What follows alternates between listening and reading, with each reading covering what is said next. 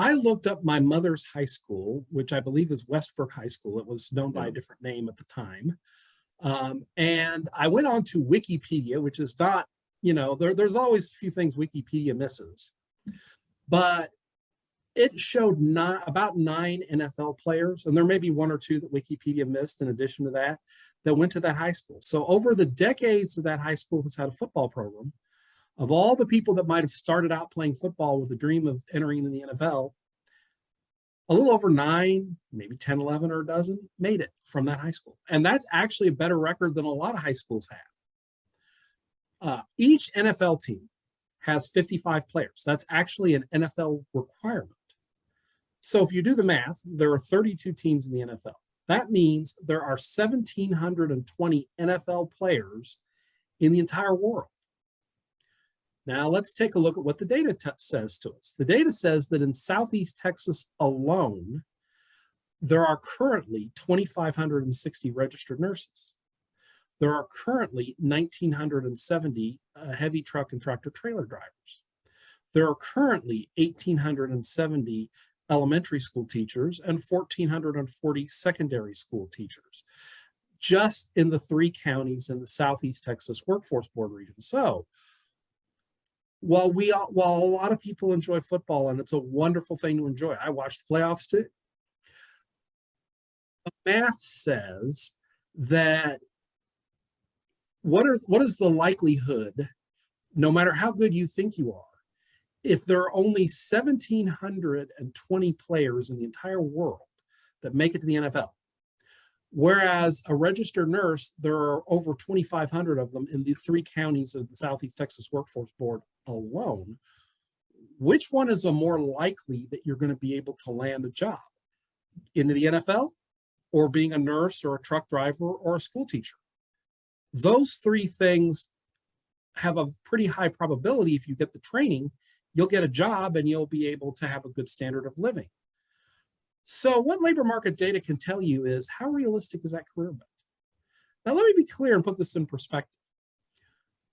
You could still have football as part of your life, even if you're not playing in the NFL. We had a commissioner of the Texas Workforce Commission who just left the commission named Julian Alvarez. He was our commissioner representing labor. He was a Division I college football referee in his career. So he was able to find a way to be a part of football, while at the same time having a very successful career in law enforcement and in public service. So he found a way in life to do what he enjoyed doing, while at the same time having a really successful and fulfilling career. You don't have to pick either or, you can do both. So, a lot of people who are interested in athletics and are gifted in that area wind up becoming teachers and coaches. That's kind of one that's talked about a lot, but there are other ways. So when I was preparing for this, I went on to Wikipedia, which admittedly is not a scientific source, but it's still a good collection of information. I looked up what some of the current NFL officials did for a living before they got hired by the NFL to be officials.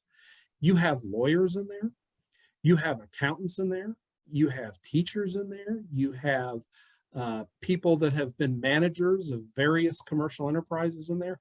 You have a variety of successful careers that the people who are the officials in the NFL have participated in before they went into the NFL. So there are you have to be a little creative, but there are lots of ways you could have a fulfilling career. You can be around the things you love to do, while at the same time taking home a paycheck that means that you can go to the grocery store and buy your groceries, and you can have a nice place to live. And, all of the other goals that, you and your family might have in your life.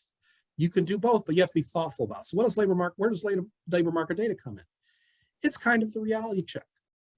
And I could give the exact same example. I use the NFL just because it's playoff season. We're getting close to the Super Bowl. I could probably give the exact same discussion with actors or people who like drama, or cheer and dance, or a lot of other activities that people do in school while they're young that they enjoy doing. You can find a way to be around those things. Those things are good things, but you also have to be thoughtful about, am I actually likely to be able to maintain a full-time job in this area? That having been said, football and drama and cheer and dance and any number of other activities, debate that people undergo when they're in high school, also teach school skills that can be very valuable in the workplace. Somebody who is good in athletics might become a good athletic trainer, or might be a nurse, for example, or a physician, because obviously in athletics, you learn a lot about how the human body works. And you might find you're good at that, and you could be a physician and you could do sports on the side, or you could be a physician that helps athletes. And that's a way you could still be connected to athletes and have a successful career. Someone who is good at drama, believe me, there's a lot of demand in the workplace for people who can give presentations and speak to other people about what they do and do it clearly and eloquently. It may not be going to Hollywood and being an actor, but there are ways you can take the skills that you learn in drama and apply them in other parts of life that have a better career odds. And so what labor market data can tell you is, these are some careers that use some of the things I'm good at and I like to do, but where I actually have a decent shot of getting hired, because instead of having 1,720 of them in the entire world, I've got more than 1,000 people in this profession right in my hometown. That's what labor market data can do for you. And it can do one other thing for you. It can tell you how much you're going to get paid. And admittedly, I could tell you when I was 14 years old, that wasn't something that was at the top of my head. But as people get to close to graduation, they start thinking about paying the rent. And so those are the kinds of things. We have a Texas Reality Check website that actually integrates. It's one of our most popular web products at the Labor Market Information Department. And it integrates, you can type in your lifestyle you want to live, and it will tell you careers in your area that pay you enough to have that lifestyle. And then you can look at how many jobs there are in that area and say, okay, if I want to be a registered nurse, or if I want to be a teacher, what's the likelihood I'm going to be able to find a job?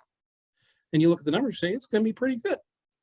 So here's what I have to do if that's what I want to do. So that's what labor market data can do for you. And admittedly, I think now, as opposed to when I was going to school, people are more aware of this issue than they once were. But it is still something that, you're right, we have to work to help people in high school realize that graduation's coming sooner than you think it is. Podcast episodes are available at setworks.org/podcast, or listeners can subscribe on Apple Podcasts, Google Podcasts, Spotify, or Stitcher.